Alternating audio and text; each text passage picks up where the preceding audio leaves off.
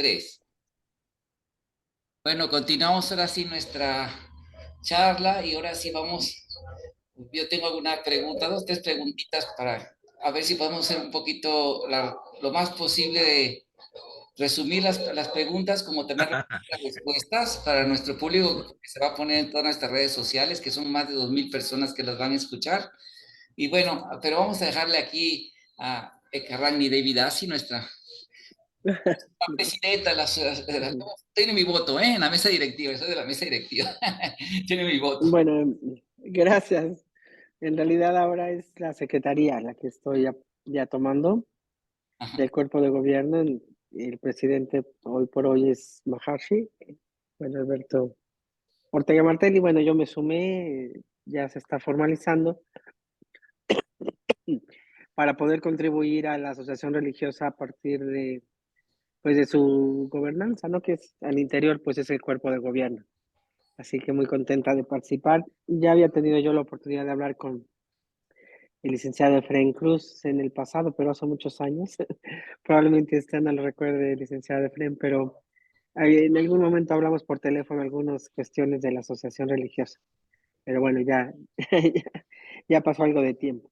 Pero bueno, muy contenta, muy sorprendida, muy agradecida por todo lo que he escuchado hoy, porque, bueno, en sí el análisis que se ha hecho es muy profundo, muy extenso, de mucho conocimiento y en principio, pues felicitaciones al licenciado Fren Gracias. por esa exposición que hizo, muy completa y además, pues novedosa. Yo soy abogada de profesión, entonces para mí escuchar puntos de vista de la teología, de la ética, de la filosofía, de todo lo que son las ciencias económicas o políticas, pues es de llamar la atención.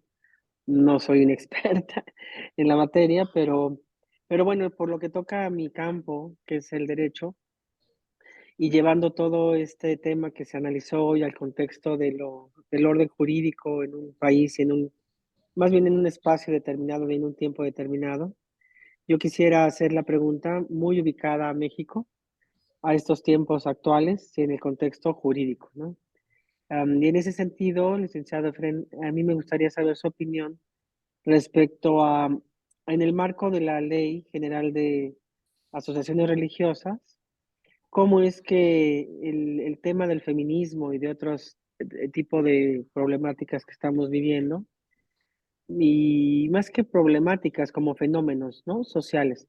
Se sabe que el derecho siempre se adapta, debe de adaptarse en su dinamismo a los fenómenos sociales para darles una solución, para dar una respuesta. Y en este contexto yo creo que está rozando, ¿no? El tema y el conflicto que se presenta particularmente en ISKCON, pues roza el tema de las garantías individuales, de aquellos derechos que se ponen en la mesa y que se quieren defender, pero que definitivamente estamos en un ámbito diferente, porque estamos hablando de una asociación religiosa. Entonces, la ley general, eh, pues es justamente deja a las asociaciones religiosas la organización, la administración y la operación en el seno de la propia organización.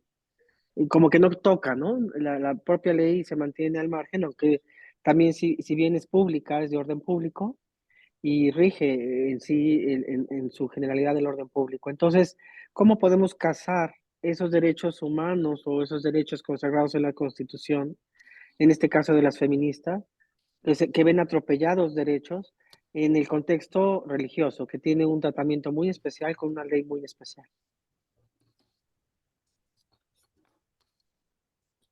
En, no me quedó clara la pregunta, pero entendería que, digamos, en un caso concreto, hay un reclamo de una mujer por, bueno, no sé si ustedes sea ese el caso, el sacerdocio que solo es dado a los hombres o a realizar alguna actividad establecida para hombres. ¿Es el caso? ¿Es de lo que estamos hablando?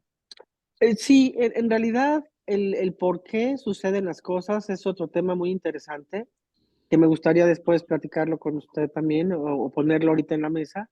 El por qué se da o cuál es la causa o qué es lo que ellas, las mujeres feministas, argumentan para poder o fundamentan en su petición pero estas explosiones agresivas, violentas, que han dañado a la institución, tienen un trasfondo, evidentemente.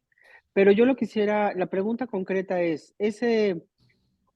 ¿para ustedes una violación a los derechos fundamentales humanos de la mujer dentro de un contexto que se trata de una asociación religiosa? En el sentido de cómo ISKCON debe de afrontar este tema de género, de los feministas, de los derechos, incluso de la cuestión gay, de las bodas, ¿no? ¿Cómo lo visualiza usted dentro de la institución religiosa, siendo que hay una ley que remite a una regulación interna y que en mi opinión, el tema de las garantías individuales o los derechos fundamentales de los seres humanos en general puede llegar a tener excepciones tratándose de asociaciones religiosas? Bueno, la primera pregunta era y respondería no. No creo que haya una violación a los derechos humanos de nadie por seguir determinados preceptos, porque esos preceptos religiosos son incluso, podríamos decir, consensuales, ¿no? Sí. Aquí hay unas reglas. Si tú quieres ser parte de este club, tienes que respetar esas reglas. Si tú no Exactamente. quieres respetar esas reglas, vete al que quieras, haz el tuyo y ahí haces lo que quieras. Voy a poner un ejemplo. Sí, En el caso del fútbol, juegan hombres contra hombres, ¿no? Entonces, si una mujer dijese, yo quiero jugar porque si no me están discriminando, entonces, exactamente. este, no ha pasado. Entonces, más bien dicen, yo me voy a jugar fútbol contra otras mujeres y entonces ahí está la liga de fútbol de mujeres. Entonces, si Definitivamente. alguien quisiese jugar fútbol, hombre o mujer, pues se va a jugar fútbol con sus iguales y no llega y dice, yo quiero jugar a fuerza en este equipo de hombres, porque entonces le diría, no, es que las reglas que hicimos Son antes de que tú nacieras dicen esto.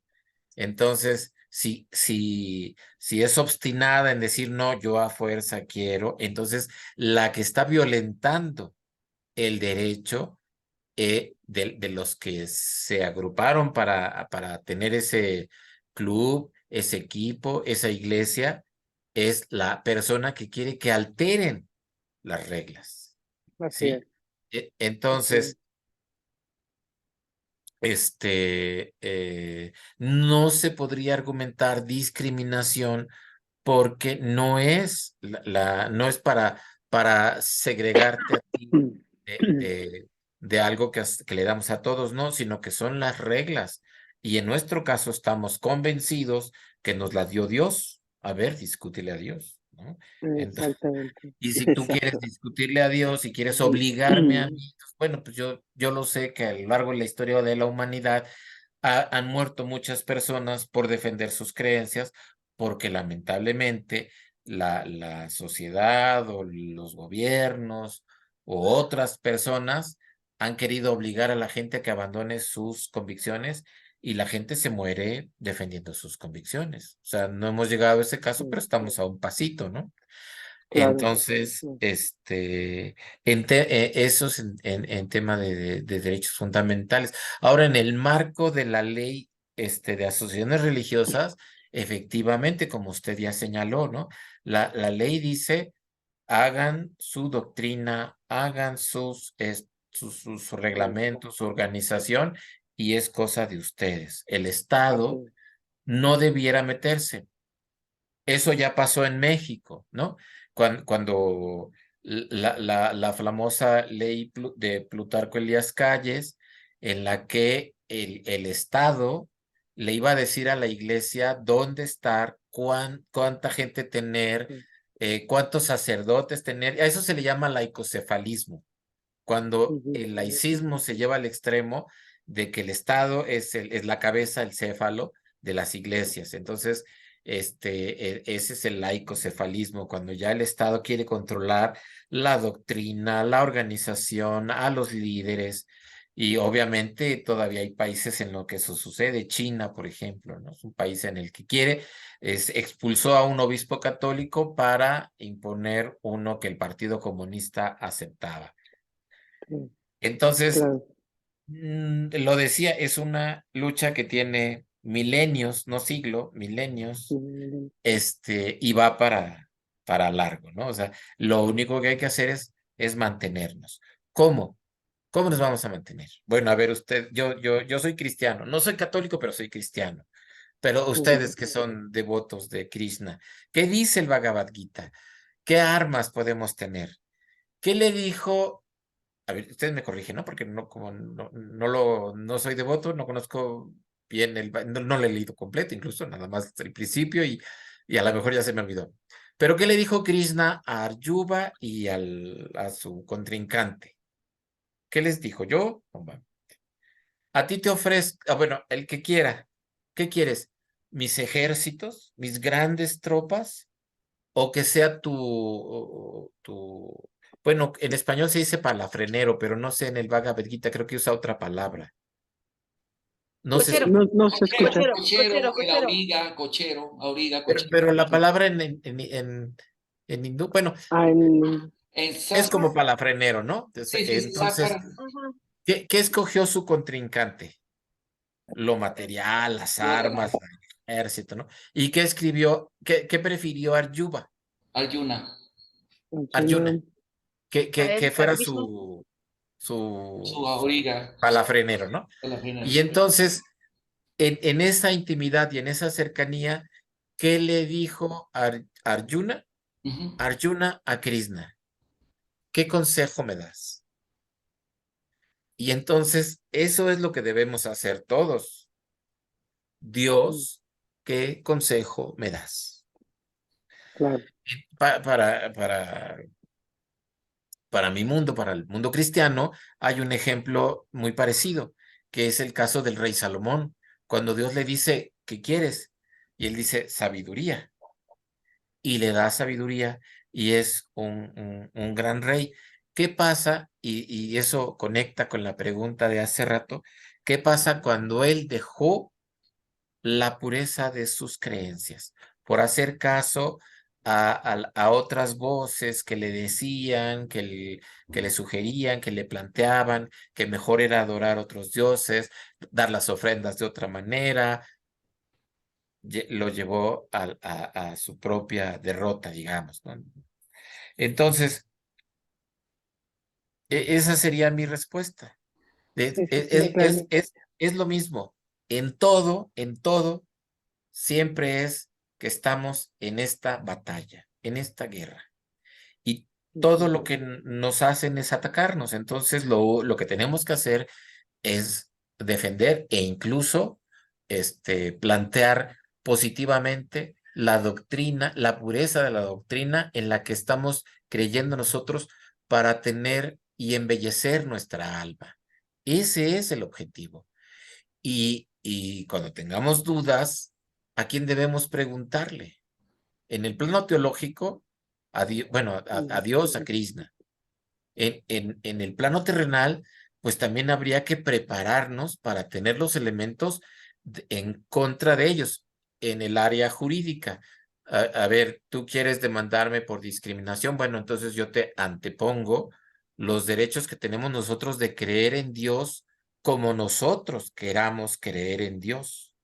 Si tú ya no me dejas creer en Dios como yo, el Estado, si tú ya no me dejas creer en Dios como yo quiero, entonces ya estás violando mis derechos, que de por sí en México las personas religiosas son ciudadanos de segunda clase, en esencia, porque vivimos todavía los residuos de ese laicocefalismo de la época de Obregón y Calles, este, en la que no se pueden dar derechos, políticos, por ejemplo, a un ministro de culto.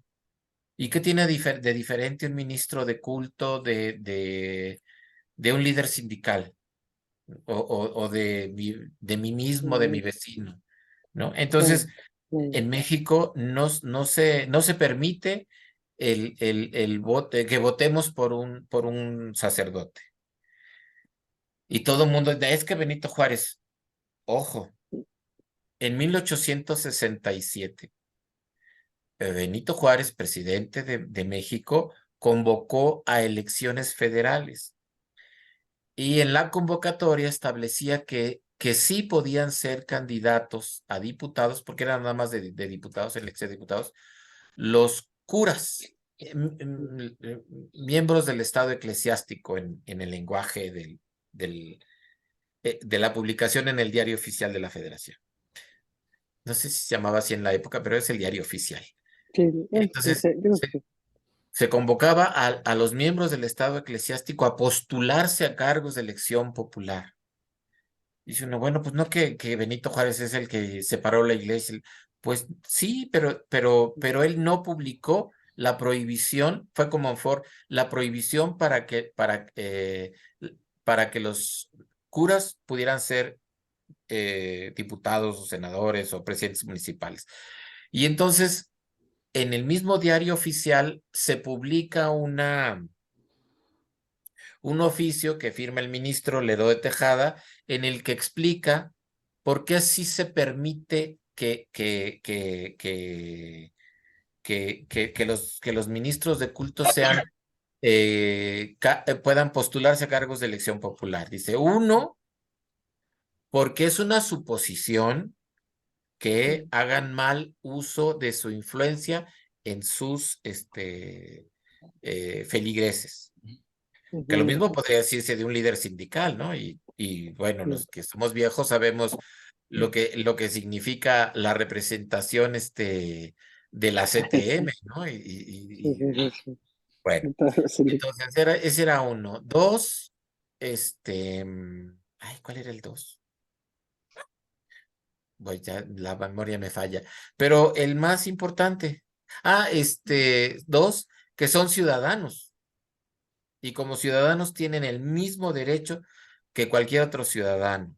Entonces, decir que por su condición de curas vamos a violentar sus derechos ciudadanos es un error. Entonces, segundo y muy importante, pueden postularse a cargos de elección popular. En el lenguaje se dice voto pasivo. El voto activo es el que uno emite a favor de otra persona y el voto pasivo es el que uno recibe de otros votantes.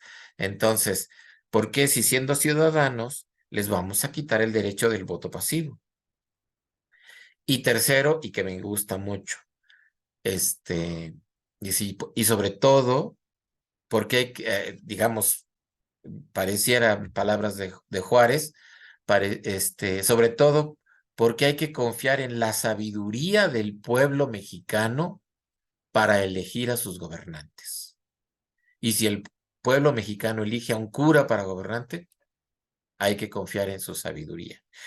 Hace muchos años, allá por los años 70, creo, cuando la OEA no estaba cooptada por el progresismo, sacaron una recomendación general sobre los derechos que tiene, y es digamos, ¿cómo se podría decir? Jurisprudencia en materia de derechos humanos. Es un análisis sobre la situación de las religiones en Cuba y el informe dice, ¿no? Bueno, pues es que los religiosos tienen derecho a participar en la política, porque si no se les está quitando un derecho humano fundamental. Y vamos a suponer que ellos van a la política enarbolando su ideología de hay que respetar la vida, por aquello que dicen, ¿no? Y entonces lo que razona esa recomendación general es que como una vez que entras a la arena política, lo que tú quieras proponer, así esté basado en tus creencias religiosas, tienes el derecho de hacerlo porque finalmente vas a entrar a la arena política y habrá los que no quieran y digan que no debe de ser y habrá los que digan que sí, pero eso dependerá de la decisión de los votantes, como lo que decía Juárez. Habrá que confiar en la sabiduría del pueblo mexicano. Y luego la otra de los razonamientos que hace la OEA de ese tiempo es, ¿de qué sirve decir que yo tengo libertad religiosa si al salir de la puerta de mi casa ya no tengo libertad religiosa? Ah, porque entonces ya allá afuera yo ya no puedo hablar de religión porque entonces estoy violentando el laicismo, estoy haciendo esto o aquello. Entonces, también hay que prepararnos jurídicamente para tener las armas y enfrentar todo este arsenal con el que nos van a atacar. Y otra, esta ya acabó. Pero, sí, recuerdo, doctor Arganis, que me dijo que fuera breve, pero es inevitable.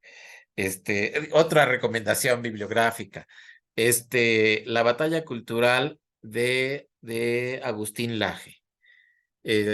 Agustín Laje junto con Nicolás Márquez escribieron La Nueva Izquierda, el libro negro de la Nueva Izquierda. Y entonces ahí documentan cómo todos estos lobbies, precisamente, todos estos lobbies, basados en el comunismo, han infiltrado el feminismo. Exactamente ese. Han infiltrado el feminismo, los movimientos indigenistas, el medio ambiente. ¿Cómo los han infiltrado? Porque a partir de los años 60 la izquierda entendió que efectivamente no iban a poder hacer la revolución armada y entonces tenían que hacer la revolución cultural, la larga marcha de Gramsci. Y entonces, como dice Laje en este último libro que acabamos de citar, el de la batalla cultural, la izquierda se apoderó del tema de la cultura, o el progresismo, yo preferiría decir, ¿no? Y en las universidades se han posicionado. Y entonces es lo que Laje trata, este autor trata de subsanar, que es que también tenemos que manejar el tema de la batalla cultural porque tenemos elementos teóricos suficientes para dar la batalla en el tema, digamos, antropológico. Además del teológico que ya mencionaba hace rato, como de a quién le pedirás apoyo, como lo hizo Achuna, pues a Krishna, ¿no? Pero en el plano antropológico también hay que dar esa batalla jurídica, política y culturalmente y todos los demás ámbitos. Hay que prepararnos. No. Dice Laje, o no sé si era Nicolás Márquez el que lo dijo, que es más argentinos, ¿no? Es como un partido de fútbol. Y el primer tiempo ya nos metieron una goliza, ¿no? Desde los años 60, 80, 90 se impuso el lobby gay, el feminismo de tercera ola, hoy ya de cuarta, eh, solo para mencionar los principales, ¿no? Nos metieron una goliza, dominar. Es más, yo recuerdo que en los años 80 hablar de la sociedad civil era casi un mantra, ¿no? Te lo digo y te tienes que echar para atrás, ¿no? Entonces, pero ahora viene el segundo tiempo. Y entonces ahora es donde nos toca dar la batalla cultural, la batalla política y la batalla jurídica. Una pregunta, Rat, ¿tienes alguna pregunta? ¿Tú tienes algo? Pregunta no, pero un comentario más que nada. Pero lo puedo dar al final, no pasa Ok. nada. Por favor, ustedes continúen. Está muy buena la plática. Qué aplauso. Pura gente basada aquí. Bueno, mire, Fren, bueno, de una otra manera, bueno, para los que nos hemos manejado y hemos trabajado en el ámbito académico, especialmente en el estudio de religiones, una vez que empezamos a informarnos, a tomar las herramientas, digo, uno empieza a procesar todo esto, ahora sí, gracias a Dios, en este caso Cristo, a nosotros, ¿verdad? Y todos sus avatares, incluyendo a Cristo también, con mucho respeto, uno empieza a procesar todo esto y despierta de la amenaza que hay en esto y estudia bastantes profesores que están ahorita levantando la voz, mucha de la academia, contra, incluso personas que son hasta de tendencia LGTB, o sea, tendencias gays, están reaccionando. Yo tengo amigos profesores que son homosexuales, que son los que también me han puesto al tanto de todo esto, que no son LGTB, que no están de acuerdo, ¿verdad? Porque dicen, no hay que mezclar una cosa con otra, ¿no? Como usted lo dijo bien. Aquí en el norte hay discotecas rodeo, que para entrar hay que entrar de cowboy, o ahí dice, se prohíbe rotundamente la entrada, no dejan entrar.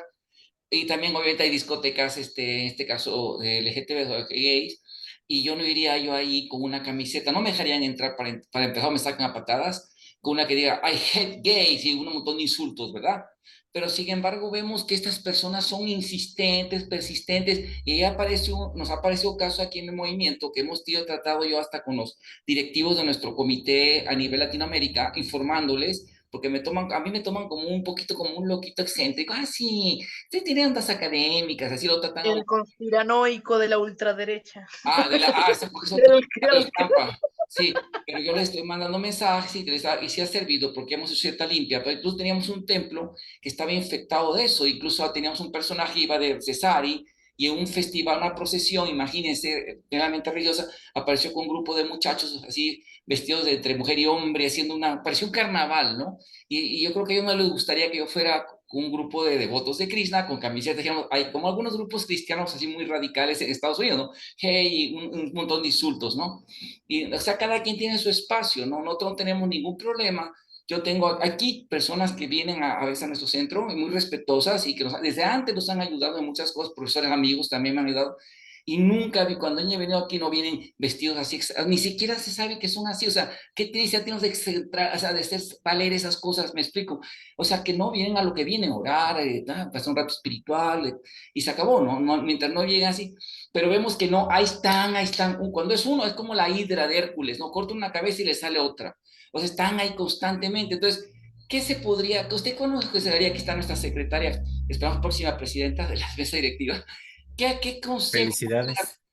qué consejo se podría dar práctico para empezar, para ir eliminando eso? Porque yo veo que está, y yo digo a los líderes, y haz cuenta que estoy como la voz en el desierto, ¿no? Como los profetas de Elías, ¿verdad? Que grita, la profecía de Elías, ¿no? Que hay una voz en el desierto, así estoy casi tirándole, gritándoles como, pero hay una actitud apática, ¿no? Todavía en el liderazgo.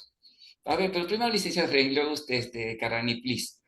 No, primero la La licenciada. jefa.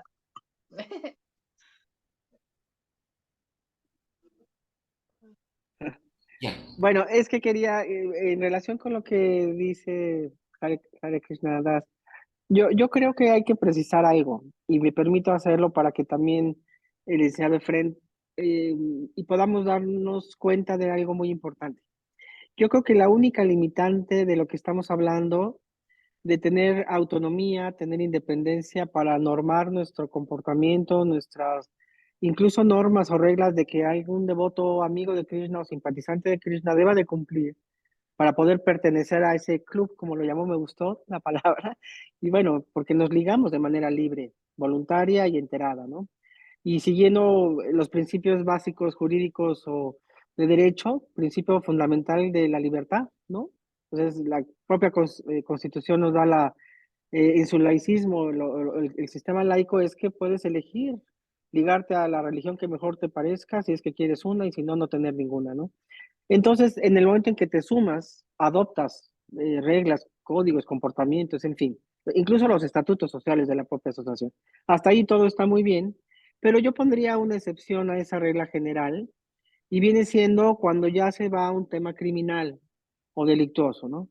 ¿Y cuál es la obligación que tenemos? Yo creo que ahí sí cualquier asociación religiosa que se establezca en México es que si está viendo un tema, que es lo que a las feministas luego las enerva mucho, que es el abuso sexual o acoso sexual y violaciones, ahí es un tema que si sucede en el seno de una organización de esa naturaleza, deba darse parte incluso a la autoridad, ¿no?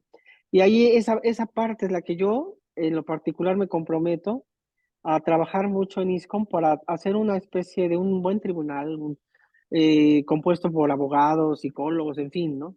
Que en el momento en que se presente cualquier situación que pudiera tener ese tinte, que ya rebasa, ¿no? Un tema meramente de comportamiento social básico, sería el tema delictuoso, ¿no? Y por supuesto la obligación de dar parte a la autoridad, ¿no? Como un principio fundamental para que ahí sí cualquier mujer o cualquier hombre sea protegido, ¿no? En términos de lo que pudiera ser un crimen. Está muy bien esa información, Carrani, pero ya el tema que le pregunto al licenciado, que qué consejo nos da para lo otro, porque el otro lo estamos viendo, porque hay un ejemplo que dan varios académicos, sociólogos, que eso se llama una aculturación, o sea, cómo infiltrar una cultura de una manera sutil. ¿Sí me explico? Y por ejemplo, mire, es como, por ejemplo, hay un restaurante de gala, sí, como había en Nueva York. ¿Qué hacían la gente de tendencia hippie rica? ¿Qué llegaba? Llegaba un hippie de gala, pero con superior, y daba dinero, se volvía financiador del restaurante. Al rato ya cada vez menos, más de hippie y luego de sus amigos, y al rato ya era un restaurante de hippie, New Age, y acá hasta fumaban cannabis adentro. Y así es más o menos su estrategia de entrar. Ellos van a estar entrando primero como, no dicen que son, luego al rato, no, ya tengo aquí, mira, el otro que vino conmigo es mi pareja, ahora cáseme, y sutilmente se van metiendo, ¿me entiendes? No son una cosa agresiva, es algo más sutil, porque son muy sutiles, ¿verdad? Nos puede dar, pero ¿qué consejo nos daría, licenciado, usted para poder evitar también eso? Porque también es una amenaza que luego, el resultado, como dijo el licenciado, citando a esta autora, que es una monja católica, parece ser, la teóloga, de que sí es cierto, el 83% de los abusos cometidos en la Iglesia Católica fueron por gente de tendencias así, no naturales, ¿no? Con tendencias raras, digo, no naturales. Entonces, ¿qué nos aconsejaría? ¿Cómo podemos evitar que también se evite esas infiltraciones? Yo creo que usted tiene experiencia en sus iglesias, ustedes también. ¿Cómo están haciendo para evitar las infiltraciones? ¿Cuál sería el consejo? Madre Errada quería decir algo también, creo. Sí, tengo una pregunta para la madre Carrani, porque sobre ese, justo sobre ese tema. Porque ahora sí, no sé si ubican este dicho, seguramente sí, de que detrás de un hombre siempre hay una gran mujer. En este caso sí nos pasó con mi papá, porque yo fui la primera que le fui a decir, oye, está pasando algo raro con la sociedad y ya está pasando algo. Y fui la que le metió el laje, fui la que le metió el perdón, fui la que lo sacó de su confort, de su zaguán, De su zona perdón. de confort. Llegué con la pastilla roja de la Matrix, perdón, pero pues no había de otra. Bueno, la Sí. cuestión es, madrecita, entonces yo activamente yo no tengo ningún problema porque a mí me han tachado de homofóbica, de nazi, de todo, todas las barbaridades, tonterías que dicen. Y a mí me da igual, yo digo, sí, ¿y qué? Lloren, lloren pues. Pero mi pregunta para la madre de Carrani, porque claro, yo no soy machista, o sea, yo soy, a ver, para empezar, yo soy discípula de Diana de Maharaj, somos hermanas espirituales, choque madre. Sí. Sí, Sáquenlo. Ay, ay, ay, ay. no soy machista ni mucho menos, o sea, sería estúpido ser machista y ser mujer, y más en la cultura védica, porque en la cultura védica el respeto hacia la mujer es increíble. Tengo la firme convicción que no necesitamos ni el mínimo pizca de feminismo, porque ya lo tenemos. O sea, yo tengo Radharani, Durga, Lakshmi, Saraswati, o sea, hay tantos ejemplos en la cultura védica del tema que ni siquiera lo necesitamos, ¿no? O sea, es una excusa para meter a Dharma y para meter locura y media, y sus protestas no son válidas ya para este punto, ¿no? Pero la pregunta aquí que con respecto a lo que dijo la madre sobre los abusos sexuales y todas esas cosas, mi pregunta aquí es, estoy de acuerdo con que ISCO sí debería de ponerse más pilas con a que no se meta cualquier loquito a querer fastidiar ni a las madres ni a los devotos, porque claro, o sea, ni modo que así como estamos tratando de protegerlos contra las influencias woke, igualmente nos tenemos que proteger contra cualquier otro ser malvado que se quiera meter, abusar de niños, abusar de madres, abusar de los devotos, por supuesto. Estoy absolutamente de acuerdo con eso. Aquí la pregunta que tengo es, madre, ¿pero qué pasa cuando son dos individuos que hacen sus loqueras ajenos a ISKCON? Déjeme ponerle un ejemplo. Supongamos que están estos dos devotos, entre comillas, que no siguen bien y que van al templo. Y digamos de que ellos afuera, externamente, todo el mundo cree pues, que son devotos, son buenos, etcétera, ¿no? Pero externamente en su casa sucede una cosa de violación o de abuso. Entonces, ahora, que la devota llegue y se queje con ISKCON diciendo, es que es culpa de ISKCON el abuso sexual. Pues no, pues tú fuiste la loca que desde un principio te fuiste con el otro. En ese caso, ISKCON se tiene que meter, porque pues le digo, o sea, a ver, los principios son así, no sexo ilícito, no te puedes ir de loca con otro, no drogadicción, no te puedes ir de loca con otro a drogarte, estos dos se van de locos por ahí, hacen su loquera, pasan cosas, y luego la supuesta devota le quiere echar la culpa a ISKCON de su falla, ¿no? Entonces, porque además bajo la excusa de que se conocieron en el templo. Entonces aquí me pregunta, ahí en esos casos, ¿qué tanto ISKCON se tiene que meter? Sí. Bueno, pues yo quiero externar lo siguiente. Yo creo que debe de haber unas juego de cintura, yo le llamaría, como autoridades dentro de ISKCON.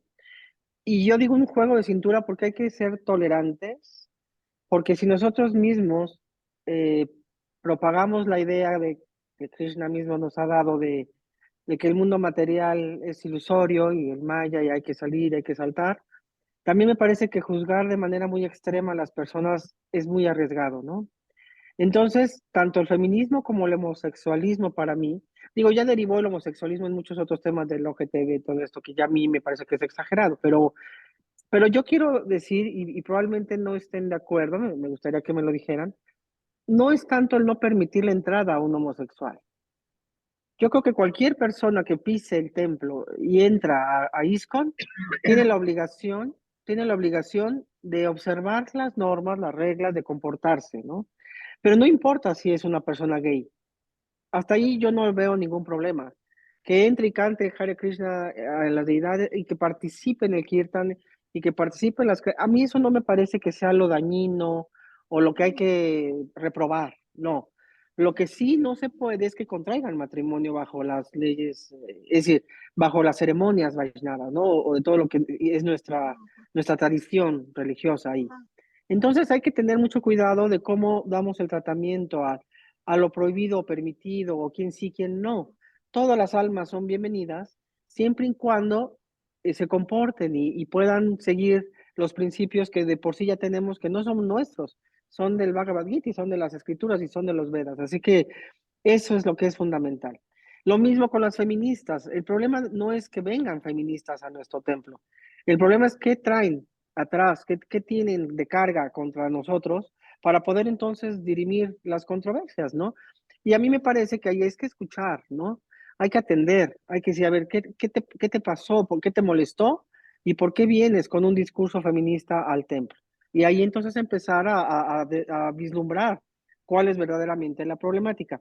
Entonces, el tema de los acosos, yo, Errada, estoy absolutamente de acuerdo contigo y te voy a decir algo, como abogada, en lo general, yo he pensado, voy a poner un despacho en favor de los hombres, ¿no? Para la defensa de los hombres. Parece que es que hace falta, Es que- pobrecitos, se los traen es que así, pobrecitos. el fenómeno es muy grave para mi gusto, ¿eh? Y me Sí. van a llover jitomatazos de las feministas, pero el fenómeno a mí se me hace grave porque es como voy, a lo mejor te doy una insinuación, me voy contigo y luego al final me voy para atrás, y ya es acoso sexual. Entonces, el no escuchar al hombre me parece gravísimo, tan grave como el dejar sin atender un tema de un acoso, cualquier tema femenino, ¿no? Entonces, aquí lo importante es juzgar de una manera adecuada y la manera adecuada, la única manera adecuada es escuchar a las dos partes. Entonces, no es que yo me cierre y diga, tú tienes razón, mujer, porque eres mujer. Y si te creo, nada más porque eres mujer. Ese extremo a mí no me parece que es correcto, porque entonces le deja un estado de indefensión al hombre. Terrible. Claro. Entonces, violaciones, acosos, abusos, hay que ver el contexto, hay que analizar psicológicamente a la persona, hay que abrir un tribunal con todas las de la ley interna de ISCOM para decir, a ver, voy a escuchar al hombre, voy a escuchar a la mujer y al final voy a determinar. Y si hay un delito, además que perseguirlo, voy a denunciar, porque es mi obligación como ciudadano denunciar, ¿no? Muy bien, Bueno, muy bien. Mire, vamos a reiniciar para que la licenciada Spring que nos dé respuesta, porque ya va a acabar, pero acabo otra vez. se va a cortar solito. ¿Qué Sí, tanto? siga adelante. Ah, Siga adelante, bueno, yo Rani. quiero hacer un pequeño comentario, madrecita. Madre, una cosa, el hecho de que muchos de nosotros hablemos en contra del lobby LGBT